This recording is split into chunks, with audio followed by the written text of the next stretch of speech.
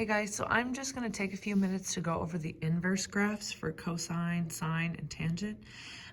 So in order to graph them, we are going to take the x and y coordinates and flip them to be y comma x in order to see how it's going to be graphed. Now keep in mind that we do have to make these graphs into functions. So there's some things that we're going to have to do just a little bit differently in order to make sure that they would pass the vertical line test. All right, so let's start with sine. We have pi over 2, comma 1. So at 1, I will have pi over 2. We still will cross 0, 0. Looks like we have negative pi over 2, negative 1. So it'll be negative 1, negative pi over 2. And if we were to keep going, we have pi, 0. And then negative pi is also where it crosses. And it would just continue to go. We basically just took the sign and we flipped it this way, flipped it up and down.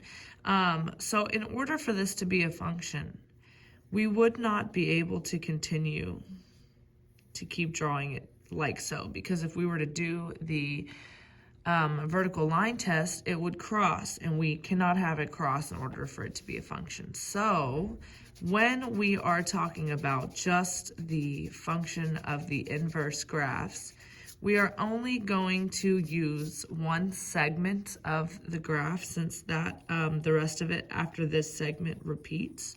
So this is technically just the graph of the inverse. We cannot use these extra coordinates because they cause the graph to repeat and it would not be a function. Therefore, we will not use it. So when speaking of just this little segment, our domain, right, that's the x values we've included are just from negative 1 to 1. And our range is from top to bottom. That's going to be negative pi over 2 to pi over 2. All right, and this is how we have to ensure that our graphs are functions. Okay, let's go on to cosine, inverse of cosine. We have pi over 2 comma 0, so we'll have 0 pi over 2. We have 0 comma 1, that means 1, 0. All right, and then we would also have negative 1 would be at pi. And again, this one would continue to go like so. However, we will not be able to use those extra coordinates because it would not be a function. If we did the vertical line test, it would not be able to pass. So again, we will only be using a segment of the graph from negative 1 to 1, and that's going to be our domain. And then our range is actually just from 0 to pi.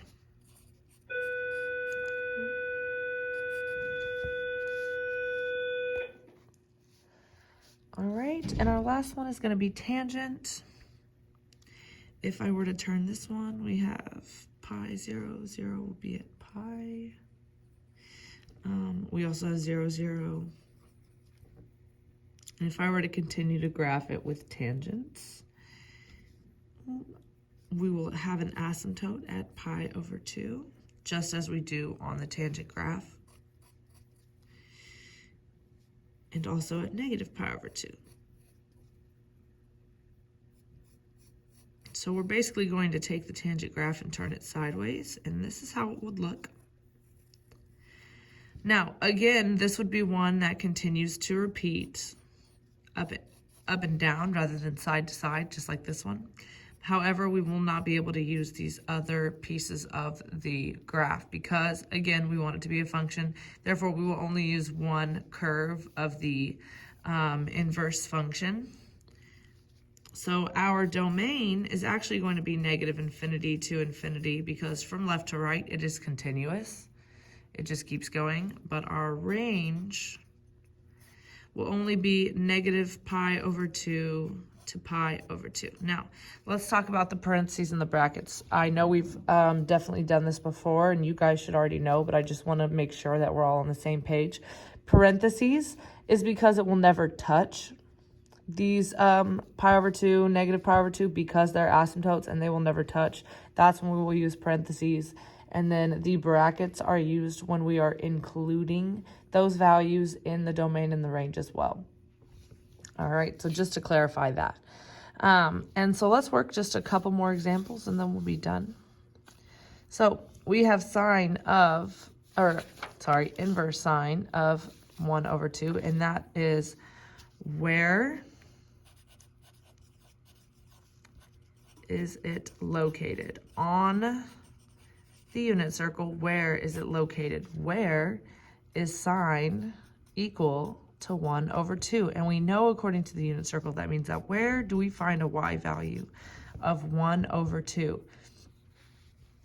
And if we're looking here, yet again, we will find it here at pi over 6.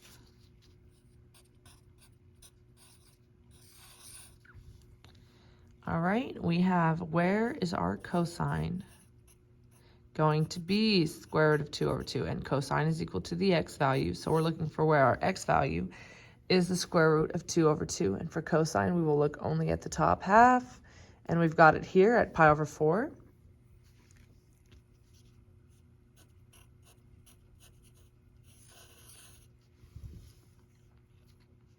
All right, we have arc sine square root of 3 over 2. That's the same as sine to the negative 1. It's the same as just saying our sine is square root of 3 over 2, which is our y value. Where is that? Where is our y value, the square root of 3 over 2? And my advice to you is to basically, sorry, my lights went out. Always look at the first quadrant first. And then if it's cosine, you can then move to quadrant 2. And then if it's tangent or sine and you can't find it in quadrant 1, flip it. Let's look for the negative quadrant 1. So we're looking for where y is square root of 3 over 2, and that's going to be at pi over 3. All right, then we have sine of negative square root of 2 over 2. That's where the y value is equal to negative square root of 2 over 2.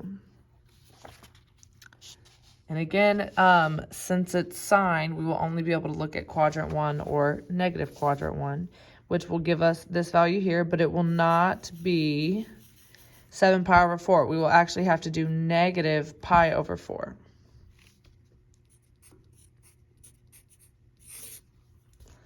All right, and then we have arc cos 1. That's where our cosine is equal to 1, which is the x value.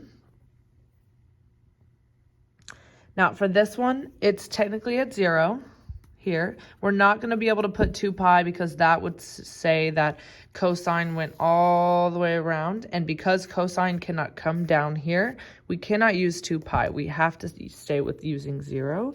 But we're actually going to call it 0 pi just to be very specific. All right, and that's our second video of inverse.